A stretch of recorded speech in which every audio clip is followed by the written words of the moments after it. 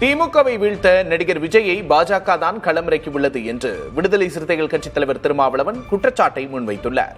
திருவாரூரின் எரவாஞ்சேரியில் திமுக வேட்பாளர் முகமது முபாரக்கை ஆதரித்து பேசிய அவர், சிறுபான்மையினரின் வாக்குகளை சிதறடிக்கவே நடிகர் விஜய் மூர்க்கமாக திமுகவை எதிர்ப்பதாக சாடினார். அதிமுகவின் இரட்டை இலை இப்போது பாஜகவின் சின்னமாக மாறிவிட்டதாக குறிப்பிட்ட அவர், அதிமுக வெற்றி பெற்றால் எடப்பாடி பழனிசாமியை ஓரங்கட்டிவிட்டு ஹெச் ராஜாவை முதல்வராக்குவதே பாஜகவின் திட்டம் என்று திருமாவளவன் எச்சரித்தார்.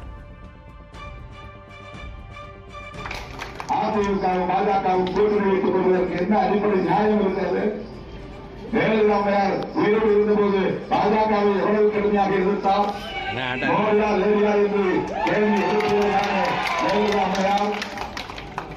ஒரு வரலாற்று பிழை செய்து பாஜகவை ஆதரித்து ஆட்சி அமர்வதற்கு நானே காரணமாக இருந்துவிட்டேன்.